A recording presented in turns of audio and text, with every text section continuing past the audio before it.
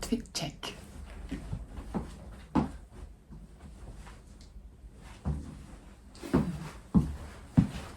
За энэ юу явна даа. Сайн мэцэн хүмүүс ээ. За тэгэхээр өнөөдөр 10 сарын 8-ны өдрийн 2 дотор байгаа. Өнөөдөр би хичээлдээ яваагүй. Яагаад гэхээр өнөөдөр би эмэгтэйчүүдийн эмчтэр үзүүлэх цагтаа ахгүй юу? Жилд нэг удаа болдог фозогоо унтасуухан гэдэг нөгөө эмэгтэйчүүдийн сав мав тэгээ өндөр өвчнөд нь тийм хавдар мавдар байна уу гэдэг шалгадаг тийм үзлэг байхгүй юу? Тэгээ би 3 сард тэрэнд 3 билүү 4 сард нэг удаа тэр үзлэгт нь орсон чинь миний үзүүлэлт жоохон асуудалтай байна гэд тэгээд дахиад нэг үзлэгт орхолцсаахгүй 6 сарын дараа. Тэгээ одоо би тэрэндээ явах гээд байж байна. Тэгээд сая өрхийн имлэг орж өнөөдөр угаасаа нэгэн төвчтэй гэж мэдэгдэж байгаа юм чинь өрхийн имлэг ороод бомба булчиргааныхаа цусны дахиад юу руу контролер монголоор контролер ч үлээ. Тэгэхэд очоо зүгээр нэг уу гэдгийг шалгуулахаар сая тусаа өгчөд ирлээ өрхийн имлэг дээрээ. Тэгээ одоо 10 цагаас цагтай цагууд 9 цаг 20 минут болж байна. Тэг өнөөдөр ингэсэн байхгүй юу? Өглөө босоод ирсэн чинь миний пени имэрсэн. За би яг мэдчихлээсэн юм л да. За өнөөдөр ирэх нүү маш их хүндтэй жоохон нэг өдрөөр хойшлж байсаа гэж бодоод байжсэн чи яг өглөө хүрээд ирдیں۔ Тэгээд тэр чинь нөгөө нэг юм апштрик авдаг байхгүй юу? Апштрик гэдэг чинь одоо нэг дээж хин цаашийн одоо өндөвчнөөс чинь нэг юм юмар ингэж аваад тэгээд тэрийг шинжилгээнд явуулаад тэгээд өөрчлөлтөө нэг гэдэг чинь шалгадаг байхгүй юу? Тэгээд тийм болохоор нөгөө цус мөстэй болохоор болдоггүй юм болов гэж би бодоод өглөө бас нөгөө хичээл рүү явчихмаар шүү дээ. Юу залгаалал ерөөс уцаа авдаг. Тэгээд замдаа явж байхдаа ороод асуусан чинь болно та биний ч юмсэн ч хамаагүй болно. Хэрвээ тэгээ бүр болохгүй байх юм бол ойн таны хугацааг 2 хоног 2-7 хоногор сунгаж болно гэдгийгс аахгүй юу? Тэгээ би тэгээ өвчтөйг мэдгэцэн. Тэгээд энэ удаагийн маань шинжилгээний хариу гайгүй гараасай гэж найдаж байна. Тэгээд нэг юм болохгүй болчоор ер нь айгүй хэцүү. Сэтгэл санаад айгүй төвөгт юм билээ шүү дээ. Би нэг анх яачаад спорт дээр тасгалаа хийгээжсэн байхгүй яа 3 сар шинжилгээ өгчөөд 3 билүү 4 сар шинжилгээ өгчөөд тэгээд над руу хариу мариуг нь ч явуулаагүй тэгээд би тэрийгэж мартсан байсан. Тэгээд 2-7 хоног билүү 3-7 хоногийн дараа над руу эмч залгаад таны юунд ч ингээ өөрчлөлттэй байна гэж хэлдэг байхгүй. Тэгсэн чинь ингээ паал гэж явцсан заяа. Яана гэл. Тэгэл тэрийн жоохон ингээл гуглдж үзээл гэртээ ирж байгаа л гуглдж үзээл за энэ яа гэм бол тэрний яа гэм бол гэж хайгаал яасан чинь ер нь залуу эмэгтэйчүүд бүгдөө тийм өөрчлөлтөнд ордог гинэ амьдралынхаа явцад. Тэгээд тэр нь ингээд сайн болох уу муу болох уу гэдэг нь ингээд явцынхаа дунд шийдэгдэх юм шиг энэ хүнийхээ биеийн онцлогоос шалтгаалаад тэгээд одоо тэр маань сайн болсон юм уу байсан юм уу гэдгийг чи шалгуулна даа хөө. Миний чихний манух яагаад идээд ийм маань ингээд төггөө ордог болсон юм бас айгүй амар байна уу. Окей. За ингээл одоо өрхийн имлэг рүү явна да. Өрхийн имлэг нь эмэгтэйчүүдийн хамт руу тэгээд миний шинжилгээний хариуйтайхан гараасай гэж найдаж байна. Тэгээд маргааш өрхийн имлэг рүү залгаж миний бамба булчиргааны маань хариу бас ямар гарсныг асуугаад тэгээ хэрвээ хэвийн байна уу ямар байна тэр цусныхаа шинжилгээнээс харж агаад юу яа дахиад эми би цаашаа уух юм уу яах юм гэдгээ дахиад эмчтэйгээ ярилцсан. Тийм л энэ да. Окей. Цагийн 25 өдөч. Та ингэж гарыг да. Бай. За тэгэхээр би шинжилгээг өгч хүрээд ирлээ. Бараг тэнцээ цаг гарan хүлээж агаад цаг жишээ нэг 55 минут орчим хүлээж байгаа. Тэгээд шинжилгээ нэг 10 минут орчим үргэлжлээд тэгээд сая гэртээ орж ирлээ. Цаг одоо 11 цаг 25 минут болж байна. Тэгээд би хүлээж сууж байхдаа ингэж бодсаахгүй юу? За энэ бамба булчиргааныхаа талаар ер нь бас хүмүүст хүргүүл мэдээлэл өгөх хэрэгтэй юм байна да гэж бодоод би болохоор бамба булчиргаан гормоны дутагдaltaй гэж явдаг. Шилдгүүс нь унта функцион хипотироз гэж юуных нь нэр нь эмнэлгийнх нь нэр нь гэх юм уу? Тийм онцтой байхгүй юу? Энэ онц маань болохоор жил 3 сарын өмнөөс эхэлж тогтоогдсон. Тэгээд ийм бамба булчиргаан дутагдaltaй байхаар бамбаа булчирхайн гормоны дутагдaltaй байхаар ямар шинж тэмдэг илэрдэг вэ гэхээр за надад илэрсэн шинж тэмдэг гэх юм бол би ерөөсөө юу ч болоогүй байхад амар хядраад байсан заяа. Тэг ингээд амар төгшүүртэй ингээд дотор ерөөсөө ингээд амар төгшүүртэй. Тэг ингээд унтаж чадахгүй. За унтлаа гэж бодоход дуур нь ингээд сэрээд заяа ерөөсөө амар тийм олигтой унтаж чадахгүй. Тэр нь болохоор айн дөөршлавштэй байгаа гэж байгаа. Тэгээ нөө төгшүүр гэдэг байгаа. Тэр нь болохоор унгуу гэж байгаа. Тэгээ мюдикайд гэх тэр нь болохоор ингээд ядраад ингээд ер нь байнга л ядралтай байгаад байхыг хэлээ. Тэгээд дээрэс нь миний үсэн гэдэг амар хүнсэн заяа. Хаус файл гэж байгаа. Тэнгүүдээ өөр чинь надад ямар шинж тэмдэглэлээ. Тийм тэгээ бид нар үе чинь айгүй идэвхтэй спорт хийдэг байсан байхгүй юу? Тэгээ спорт хийдэг байсан ч гэсэндээ би ерөөсөө жин олигтой хаяхгүйсэн байхгүй юу? Тэгээд иймэрхүү шинж тэмдгүүд надад ер нь илрээдсэн. Тэгээд би ер нь за нэг л надад ер нь нэг л юм болохгүй байна. Яг яагаад юм бол гэж бодоод би өрхийн имлэг рүү очиод тэгээд энэ шинж тэмдгүүдээ хэлээд тэгсэн чинь за ингээд чиний цусыг чинь авъя. Тэгээд цусыг шинжилүүлээд юу болохгүй байна ингээд харъя маръя гэдэгсэн байхгүй юу? Тэгээд цусныхаа шинжилгээг өгчөөд дараа нь очиод авсан чинь миний бамбаа булчирхайн цусны одоо тэр үзүүлэлт нь 4.5 болоо 4.7 болцсон. Яг хэвийн хүний бамбаа булчирхай бол 0.4-өөс 4-ийн хооронд байх хэрэгтэй мөлий тэр үзүүлэлт нь бол цусныхын үзүүлэлт нь. Тэнгүүд минийх нөгөө 4.7 болоо 4.7 байсан баг гэж бодож байна заяа.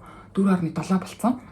Тэгэхээр ингээд одоо тэр үзүүлэлт нь өссөн болохоор их байх юм бол 4-өөс их байх юм бол бамбаа булчирхайн дутагдaltaй гэж явна.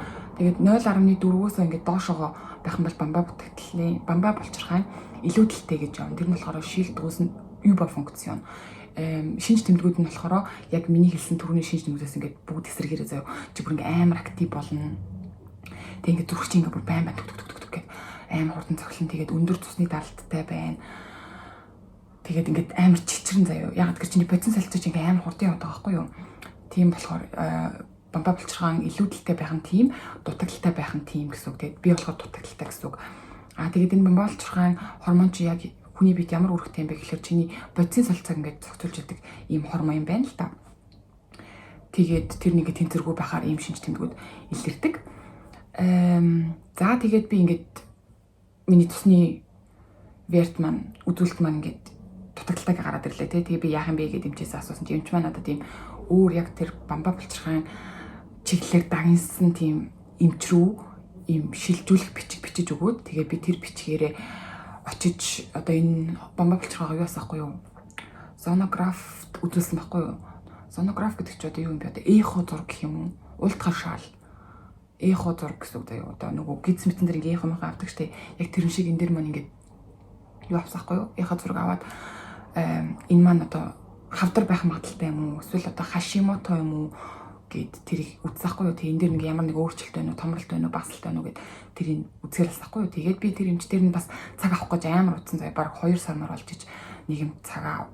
Яг тэр би эмчээсээ тэр шилжүүлэх бичгээ авчаал тэгэл залгаал цаг авах гэсэн чинь надад болж байгаа цаг нь нэг илүү 2 сарын дараа байсан. Тэгж арайж өгсөн юм би эмч дээр очиод тэгээд шинжилгээг өгөө. Тэгээд энэ минийгээ үзүүлээд тэгсэн чи хазар хавдар биш байсан. Тэг хашимото биш байсан. Зүгээр л ямар ч гэсэн дутагдaltaй юм байна гэдэг уншдаг гэсэн байхгүй юу? Бурхан гоцорон. Хашимото гэдэг нь яадаг вэ гэхээр авто иммун нэрханкун гэж явдаг байхгүй юу? Одоо иммун нэрханкун дархлааны тийм өвчин байхгүй юу? Яг бие одоо хүний биед ингээ ямар нэгэн гадны биед орж ирэхэд хүний биед дотор байж байгаа тэр лимф нод нь лимфоцит нь гэдэг тэр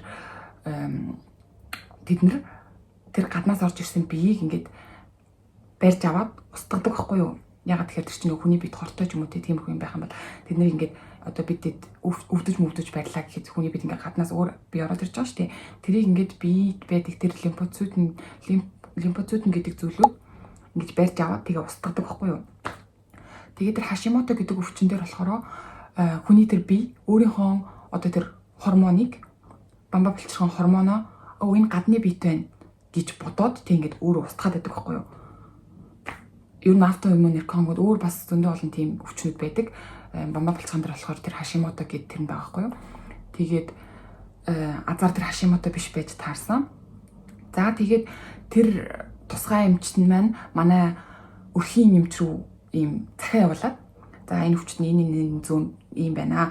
Ийм өгвөл одоо зүгээр байна гэсэн ийм зөвлөж гинэ гэсэн тийм бичиг хүчээс ахгүй. Тэгээ би өрхийн имлэг дээрээсээ өрхийнхөө хэмжээсээ L-тироксин гэд одоо нэмэлт ийм гормон баггүй юу 25 грамаар уухаар болсон.